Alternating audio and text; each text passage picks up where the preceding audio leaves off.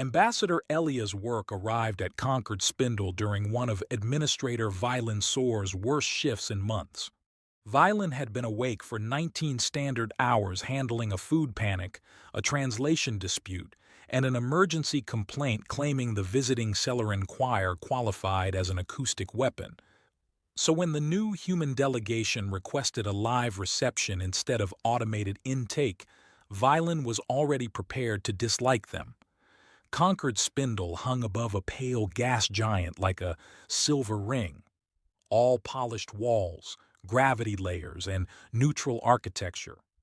Valen floated down from the administrative gantry just as the shuttle doors opened and saw the lead human step onto the dock with a calmness that felt almost provocative. Elia's work was tall for a human, broad-shouldered, dark-haired, dressed in a formal Earth suit that looked expensive and utterly unfit for survival. Behind him came two security officers and a junior aide carrying cases. Violin extended a lower limb in greeting. "Ambassador Rourke, welcome to Concord Spindle. I am Administrator Vale and Sorore. I trust your journey was acceptable." Elia smiled, that deeply confusing human expression that exposed teeth without necessarily signaling threat. "Smooth ride," he said, taking the offered limb with careful warmth. "Appreciate the welcome." Violin withdrew before the human heat became distracting. "Your quarters are prepared. The reception assembly begins in 90 minutes. I advise rest until then." "You say that like rest is realistic on a station this interesting," Elas replied.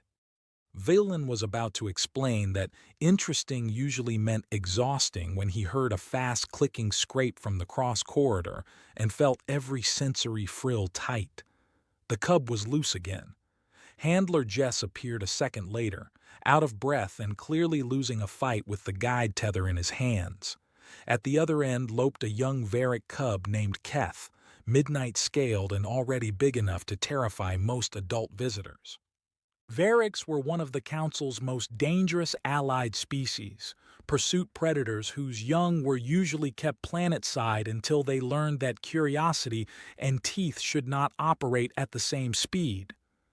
Keith was on Concord Spindle because his mother insisted he needed off-world socialization if peace with other species was ever going to mean anything.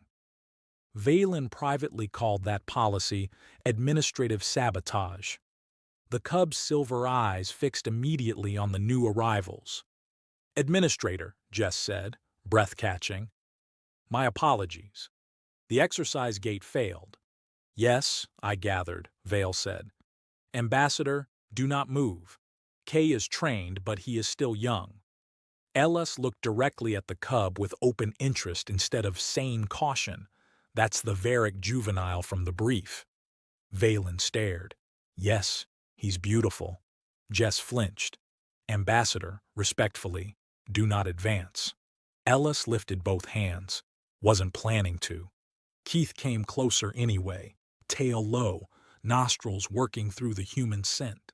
The cub circled once, claws ticking softly on the dock plating. Valen watched the posture change and disliked it at once. Curiosity was tipping into overload. "Jess," Valen snapped, "pull him back." Jess reached for the tether. Wrong moment. The sudden movement crossed Keith's vision just as Elas shifted one hand, probably to seem less threatening, and instinct won the race. The cub lunged. Keth slammed into Elas and clamped his jaws around the human's left forearm. Blood spotted the gray sleeve almost immediately. Jess shouted. Valen's mind leapt straight to evacuation routes and emergency notices. This was how species incidents started. Then Elas hissed through his teeth and said in the calmest voice on the dock, "Hey, easy little man, that arm is in use." Keith released him instantly. The cub stumbled back, scales bleaching pale with shock. Valen shot forward.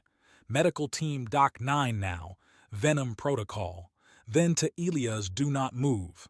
Varick's saliva carries enziatic agents. You may experience clotting failure, muscle collapse, or systemic shock." Ellis looked down at his arm.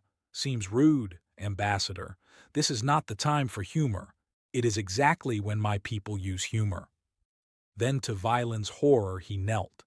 Keith had backed himself against the bulkhead and was making a small broken sound deep in his throat. He did not look dangerous now. He looked young. "Hey," Elia said softly. "Look at me." Keth did.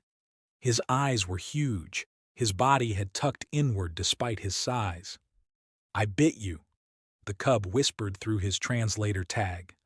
"I bit a guest. Mother will be ashamed. They will send me away." Ellis let out a slow breath, pain tightening his mouth, but not his voice. "You got scared and made a bad choice. That's not the same as being bad." Valen could only stare. Keth's scales flickered weakly. "I hurt you a little," Ellis admitted. "But I've had worse from a kitchen knife and one truly evil farm animal." One of the human guards made a strangled noise that sounded like laughter. Ellis shifted his bleeding arm, ignored Violent's protest, and rested his hand gently on the cub's head ridge. "You apologize. You learn. You do better next time. That's how this works." Keith lowered himself to the floor, miserable. "I am sorry, human." Elia smiled softer now. "Accepted, kid." When the medical team finally burst onto the dock, they found an impossible scene.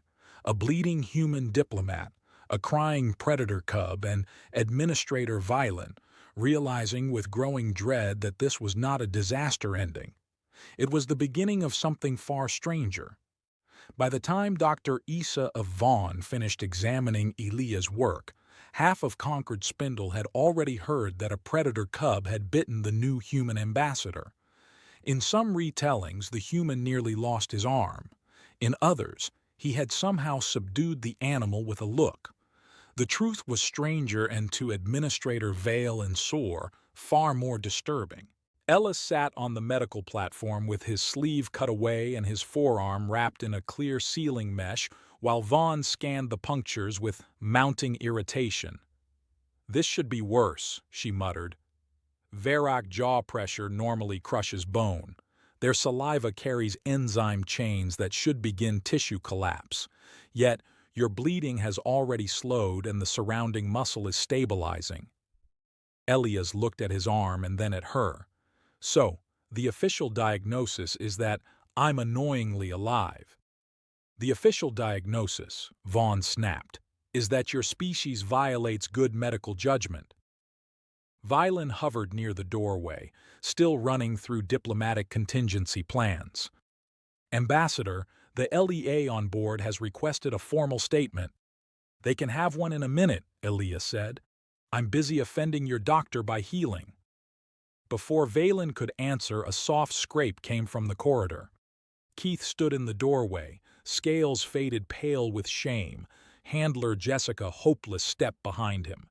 The cub approached with painful care and placed a folded square of cloth on the floor. It was the handkerchief Elas had dropped on Dock 9, washed and dried, if not neatly folded. "I brought back your blood cloth," Keth said in a small, strained voice. "And I am sorry again. I know I already said it, but the bite made the first apology seem weak." Elas went very still, then his face softened. "That was kind of you, buddy." Keith lowered himself to the floor. "Are you angry?" "No," Elias said. "Sore?" "Yes." "Angry?" "No." Vaughn clicked in disgust. "You should be angry. It would simplify things." Ellis ignored her, reached out with his uninjured hand and rested it gently between Keith's head ridges. The cub shivered. "You got scared," Elias said. "You made a bad call. Then you knew it was a bad call and came back anyway. That matters." Keith's scales flickered uncertain blue. "My mother says apologies only count if you change after them." Elias smiled. "Your mother sounds smart." Violin watched in disbelief. There was no performance in the human. He was comforting the creature that had attacked him because the creature was upset. Yet Keth's breathing slowed under his hand, and the panic drained out of him a little at a time. The evening reception became less a diplomatic event and more a public experiment in whether reality still meant anything. Delegates clustered beneath the neutral lights, pretending not to stare, while Alas moved through introductions with his bandaged arm and Keth shadowed him at a guilty distance. Counselor Thress drifted close and whispered, "Should the cub not be restrained?" Violin looked across the hall. Keth had stopped at the edge of the human circle, clearly wanting to approach, and equally clearly afraid he had lost that right. "I am beginning to suspect restraint is not the variable that matters here," Violin said. A moment later, Ellis noticed the cub lingering and crouched despite the pull in his injured arm. "You can come over," he said. Keth crept closer on silent claws. Dr. Vaughn said, "You hurt because of me. She isn't wrong. Then why are you still nice?" That silenced the nearest tables. Ellis considered the question only briefly. "Because pain doesn't always mean cruelty," he said. "Sometimes it means somebody got scared before they knew what else to do." Keith studied him. "That is not how adults usually talk." "Humans are weird adults," Ellis replied. "We've got a lot of practice with young things that have teeth." He picked up a small magnetic serving sphere and rolled it gently across the polished floor. "Go get that for me." Keith bounded after it, caught it, and returned with obvious pride. Elis took it, nodded solemnly, and rolled it again. By the third return, even Jess looked emotionally compromised. "Administrator," Thress whispered, "is the ambassador training the hazard species?" Velin watched Ayla scratch lightly behind Keth's head ridge, while the cub rumbled with pleased embarrassment. "I believe," he said slowly. "The ambassador would say they are becoming friends." Later that night, Valen found Alas alone in the garden dome with Keth asleep against his leg. "You should be resting," Valen said. Alas glanced down at the sleeping cub. He didn't want to be by himself. Velen let that answer settle. Most envoys would have demanded punishment. Elas looked out at the stars. Most envoys didn't grow up around scared animals and scared kids. Fear makes people do stupid things. The part that matters is what they do after. Velen studied the bandaged arm resting near Keith's scaled shoulder. "You do not think him harmless?" "No," Elas said.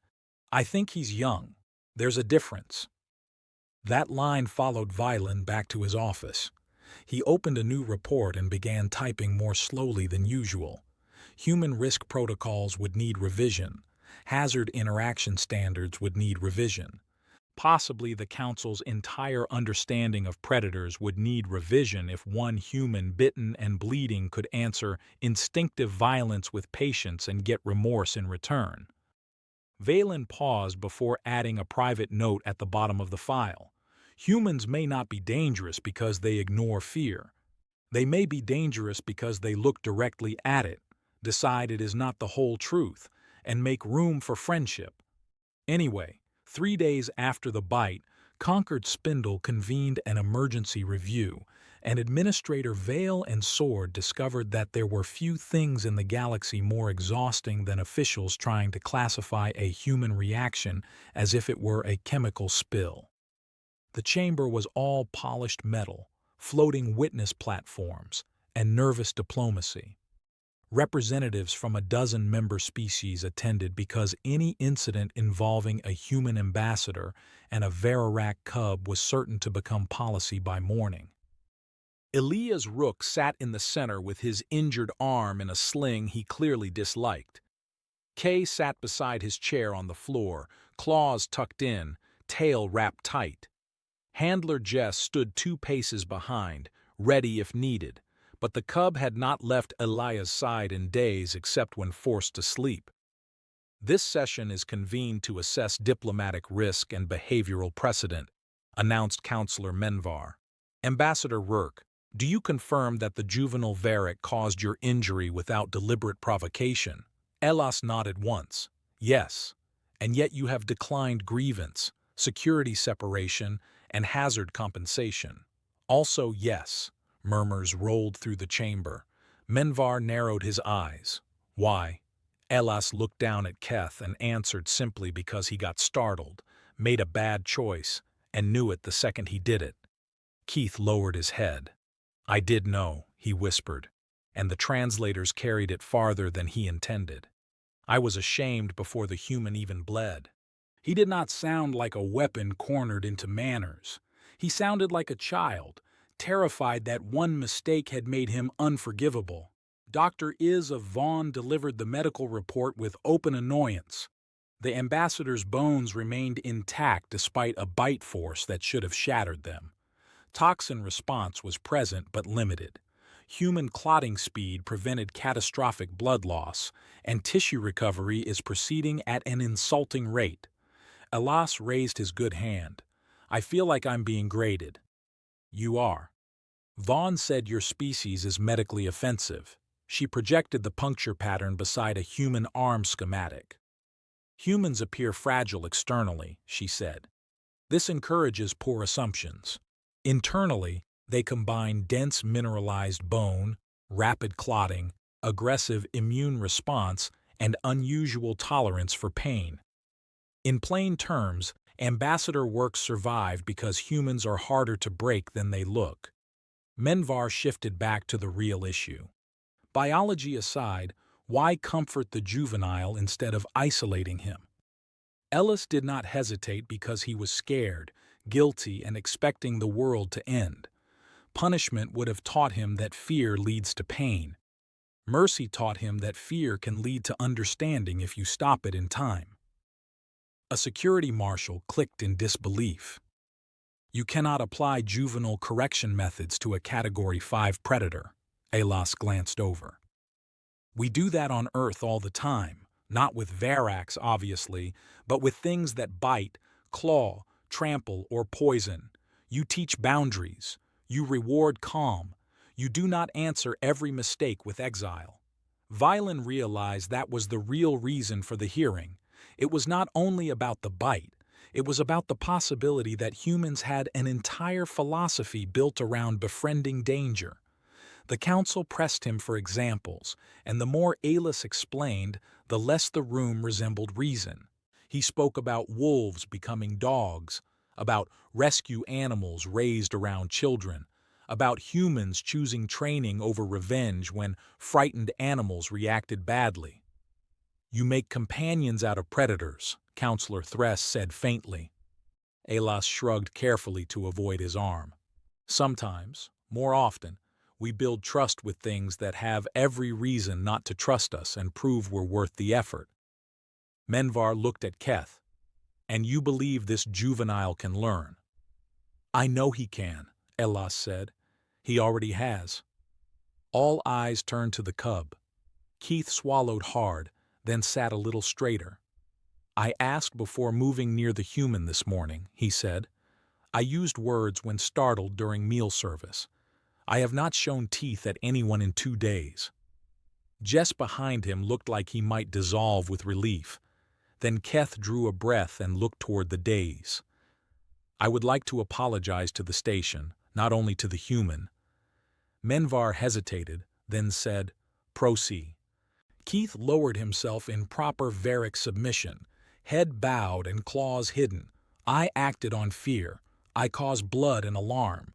I do not ask that this be forgotten, only that I be allowed to become better than the moment I caused. Silence followed, then acknowledgement signs from species who almost never agreed on anything. Valen felt something shift in the room. Not forgiveness exactly. Permission. After the session, Velen found Elas in the outer gallery watching Keth chase a training sphere under Jess's supervision. You knew this would happen? Valen asked. Elia smiled, tired but genuine. No, I just knew punishment wouldn't fix the important part. Villain drifted beside him and watched the midnight-scaled cub stop, collect himself, and return the sphere instead of pouncing on it again. The council will rewrite 300 pages of protocol because of you, he said. Elas folded his good arm over the rail. Then maybe they needed rewriting. Villain looked out at Keth, at the human who had chosen kindness when everyone expected retaliation, and understood with a mixture of dread and admiration that the station had crossed a line it would never uncross. The bite had not started a war. It had introduced the council to the much stranger human idea that danger, if met with patience instead of panic, might grow into trust. The council did what councils always did when confronted with something that did not fit inside their categories. It formed a committee, wrote temporary restrictions, and pretended that was the same thing as understanding.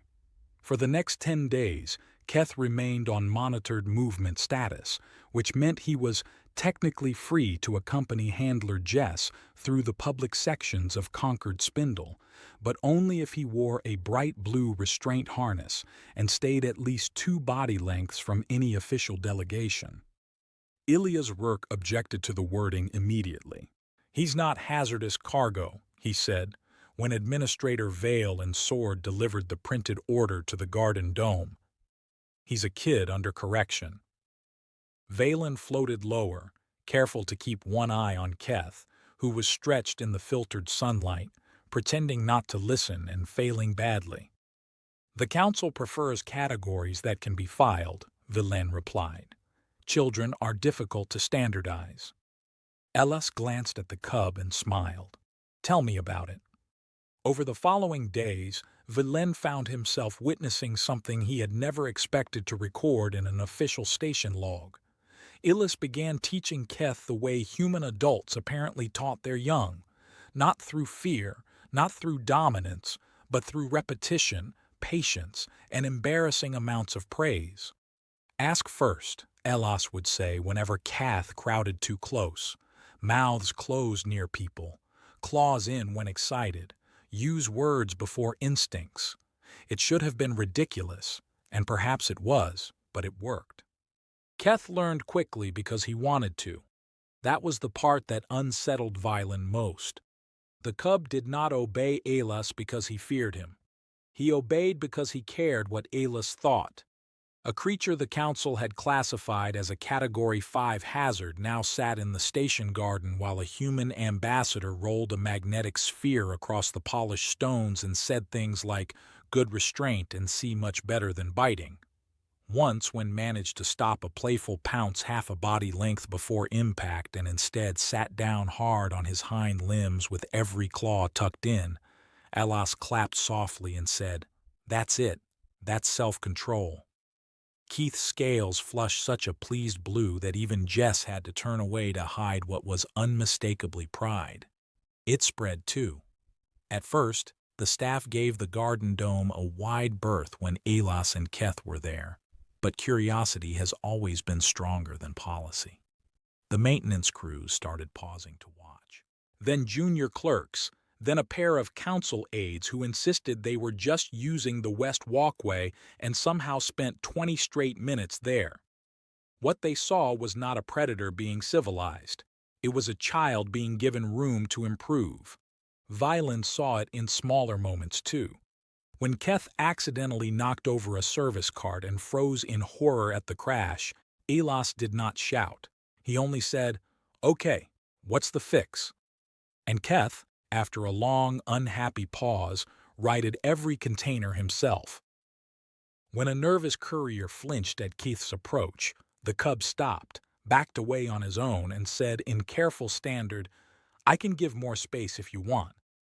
The courier nearly fainted, but she thanked him, and Keth wore that thank you for the rest of the day like a medal. The station's real turning point came on a market rotation and like most important things on Concord Spindle. It began with a malfunction. The central promenade was packed, voices rising in a dozen languages, stalls lit in gentle bands of amber and green. Elis had made the apparently unwise decision to buy Keith a sweet fried coil from a human food vendor, and the cub was trying very hard to pretend he did not love it while sugar glaze stuck to his fangs. Villain was 3 stalls away reviewing transit permits when the overhead service rail gave a sharp metallic crack.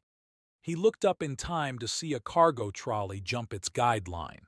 The loaded trolley swung sideways above the promenade, one grab anchor failing, then another.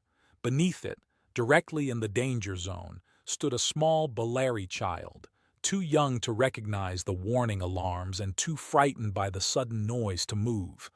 The crowd recoiled in every direction except the one that mattered.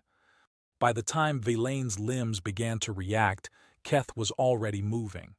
The cub launched across the promenade in a blur of midnight scales and disciplined force. He did not leap at random. He did not strike wildly. He hooked two claws into the deck plating, planted all his weight, and hit the Balari child broadside with his armored shoulder hard enough to send them both rolling clear just as the cargo trolley crashed down where the child had been. Glass containers shattered. Spice dust filled the air in red clouds. Somebody screamed. Security drones dropped from the ceiling on automatic threat response, their targeting lights snapping toward the largest moving predator in the area. Kay froze instantly, not from fear of the drones, Vilain realized, but because the Balari child was now clinging to his neck and sobbing. "Stand down," Ella shouted, stepping between the drones and the cub before station security could make the worst possible decision. He just saved a life. The promenade had gone silent except for the child's crying. Keth slowly lowered himself to the floor so the child would not fall, scales flashing with panic and confusion. "I moved too fast," he said. "I'm sorry. I was trying to be careful. I smelled fear and metal and falling." "And you did good," Elia said firmly, kneeling beside him. "You did exactly right." The Balari parent reached them a heartbeat later, seized the child, checked them frantically, then stared at Keith as if trying to reconcile the blue harness predator with the fact that their offspring was alive because of him. The child, still shaking, reached one tiny hand back toward the cub and whispered, "Thank you, Big Bitey." Keith blinked. Then, in the softest voice had ever heard from him, he said, "You are welcome." That was the moment the promenade changed. Not the rescue, not the alarms, the thank you. The parent gave it next more formally and with tears still on their face, then the vendor, then the nearest stall holder who had once filed a complaint titled "Dangerous Reptile Near Commerce Lanes" and now looked faintly ashamed of it. By the end of the hour, every witness account said the same thing in different words. The Verric cub had seen danger, controlled his instincts, and chosen protection. Later that evening, as Villain filed the incident review, he found himself deleting the phrase Category 5 hazard from Keth's profile for the first time and replacing it with something no protocol template had space for. Juvenile under instruction demonstrated capacity for restraint, empathy, and civic response. He stared at the words for a long time before finalizing them. Across the garden dome, where the station lights dimmed into false dusk, Ella sat on a bench with his still healing arm resting over Keth's broad neck, while the cub dozed at his feet, and Valen understood that the human had done more than prevent a diplomatic disaster. He had changed the shape of what the station believed was possible. The market accident should have settled the debate around KE once and for all. But institutions do not surrender their fear just because reality embarrasses them in public. Instead, Conquered Spindle did what it always did when something complicated happened in front of too many witnesses. It called another review. This time the chamber was fuller, the air tighter, and the mood less curious than divided. Some delegates wanted the Verarac Cubs' restrictions lifted immediately. Others argued that one heroic act did not erase biological danger. Administrator Vilanor floated near the witness tier with a stack of revised reports and the uncomfortable awareness that he now cared how this ended. Elias Rourke sat at the center table in station formal wear with his bandaged arm finally gone bare again except for a faint line of healing marks. Keith was beside him as always, though now the cub wore no restraint harness, only a simple diplomatic collar marked with juvenile status and a temporary conduct seal. Handler Jess stood behind them in full protocol gray, looking as if he expected to either receive a commendation or be blamed for the collapse of civilization. Counselor Menvar opened the session with the kind of dry stiffness that meant he personally wished to be somewhere else. This chamber recognizes that juvenile KE acted with restraint and civic intent during the promenade incident. The question before us is whether that action reflects unusual circumstances or a fundamental shift in behavioral reliability.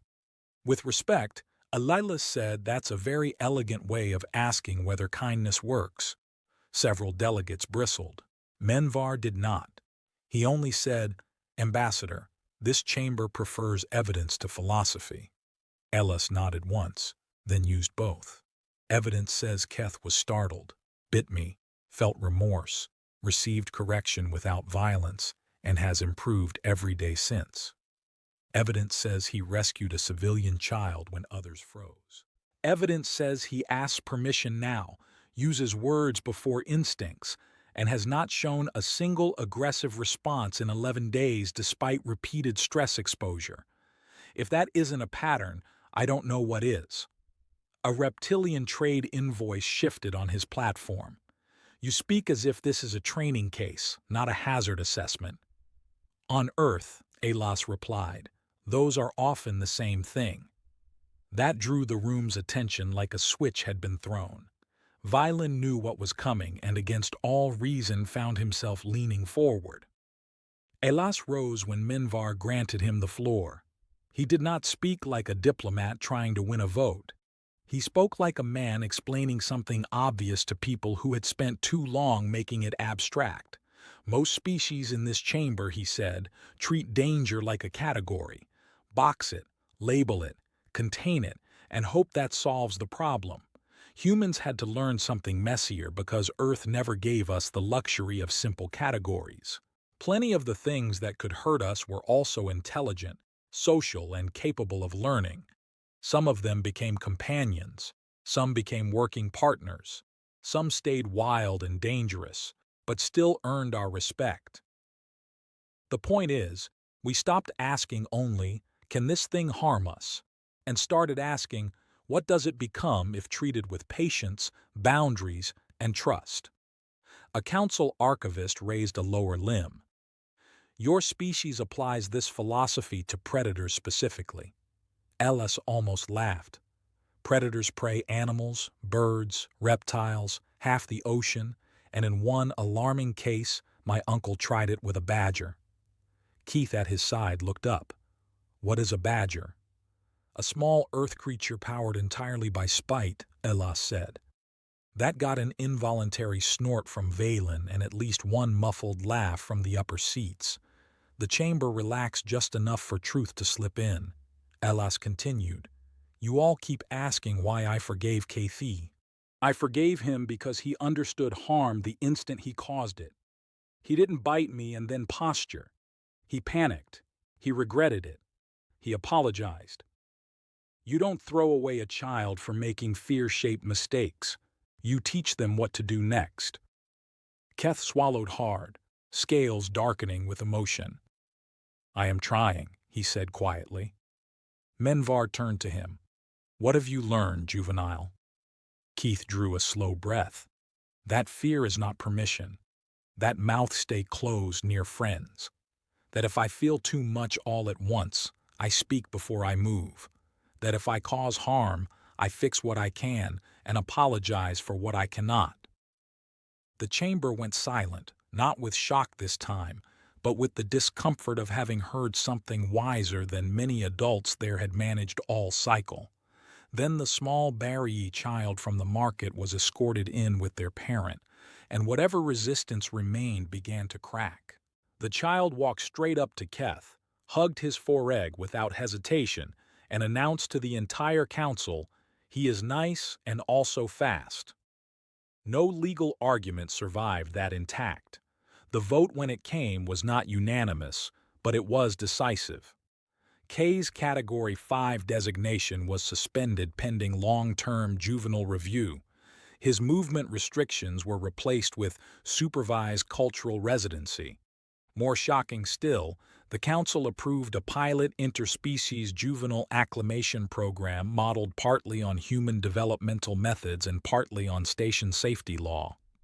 Valen nearly dropped his report slate, reading the final language. "This is administrative madness," he murmured. "This is adaptation," Menvar corrected from the dais, sounding as though the words still tasted strange. After the chamber emptied, Valen found Elas and Keth in the quieter west garden. The cub stretched beside a fountain while Elas leaned back on a stone bench with the exhausted look of someone who had just argued an entire station into a better future and now wanted tea. "You realize what you've done," Valen said. Elas looked up. "Besides, annoy half your legal staff."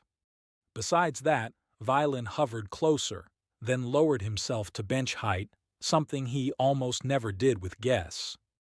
"You have changed protocol architecture across 17 sectors because you chose mercy in the first 10 seconds after being bitten." Elas considered that seems efficient. Keith rumbled sleepily against the bench. "I like when he does that thing," the cub murmured. "What thing?" Valen asked. Keith opened one eye. "Makes impossible sound. Normal." Elias smiled without opening his own. "That's the nicest thing anyone said to me all month." Valen looked at the human, then at the cub pressed comfortably against him and realized with sudden clarity what still remained unsaid. "You are not leaving him behind when your delegation rotates out, are you?" Elas opened his eyes then. "No," he said simply. "If his mother agrees and the council doesn't lose its mind first, I'm filing guardianship papers tomorrow." Valen stared at him. "You were bitten by him less than 2 weeks ago." "Yeah." Elias scratched lightly behind Keith's neck ridges until the cub made that soft, pleased rumble again. "And now he's family-shaped. Valen would spend the rest of his long administrative life trying to explain humans to other species, and failing in fresh, interesting ways every time. But in that quiet garden, with the gas giant turning below and the station lights warming into evening gold, he thought he understood one thing at last. Humans did not simply survive danger. They invited it to sit down, taught it better manners, and then loved it until the rest of the galaxy had to rewrite its rules. 6 weeks after the bite, Administrator Vale and Sar stood beneath Dock 4's arch with a transfer slate in one limb and the unpleasant certainty that history was about to become paperwork again.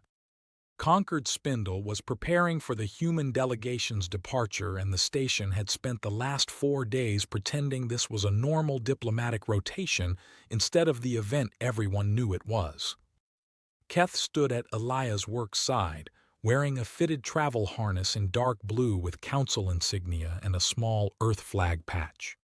He had grown enough that his shoulders nearly reached Elia's chest, but he held himself with the care Elas had taught him. Claws tucked, tail low, eyes alert, not wild. Handler Jess knelt in front of him, making final adjustments. "Remember what we practiced," Jess said. "No pouncing during takeoff. No chewing the seat webbing. If you feel overwhelmed, you say so." "I know," Keth replied, trying for dignity. "Words before instincts. Ask before touching." Mouths closed near friends. Elias smiled down at him. "And if that fails, you tell me, and we handle it together." Keith's scales shifted to a deep, pleased blue. "Together?" he repeated softly.